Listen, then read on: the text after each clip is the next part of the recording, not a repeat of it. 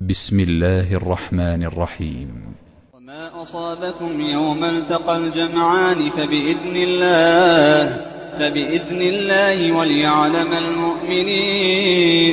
وليعلم الذين نافقوا وقيل لهم تعالوا قاتلوا في سبيل الله أو ادفعوا. قالوا لو نعلم قتالا لاتبعناكم هم للكفر يومئذ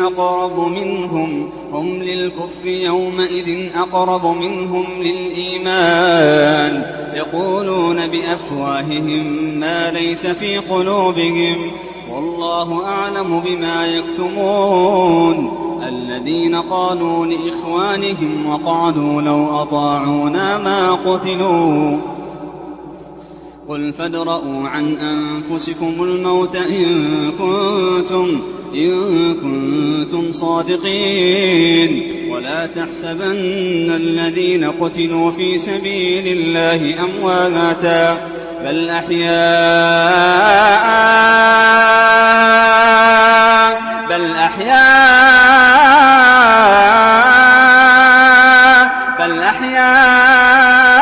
عند ربهم يرزقون.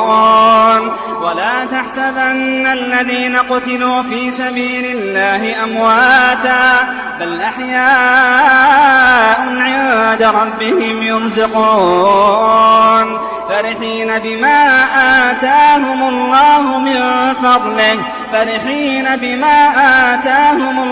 من فضله ويستبشرون بالذين لم يلحقوا بهم من خلفهم ألا خوف عليهم ولا هم يحزنون. يستبشرون بنعمة من الله وفضل وأن الله لا يضيع أجر المؤمنين الذين استجابوا لله والرسول من بعد ما أصابهم القرح للذين أحسنوا منهم واتقوا أجر عظيم. الذين قال لهم الناس إن الناس قد جمعوا لكم فاخشوهم فزادهم إيمانا وقالوا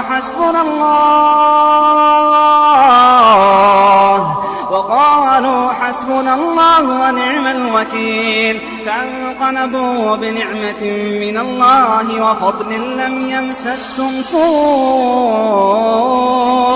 واتبعوا رضوان الله والله ذو فضل عظيم. إنما ذلكم الشيطان يخوف أولياءه فلا تخافوهم وخافون إن كنتم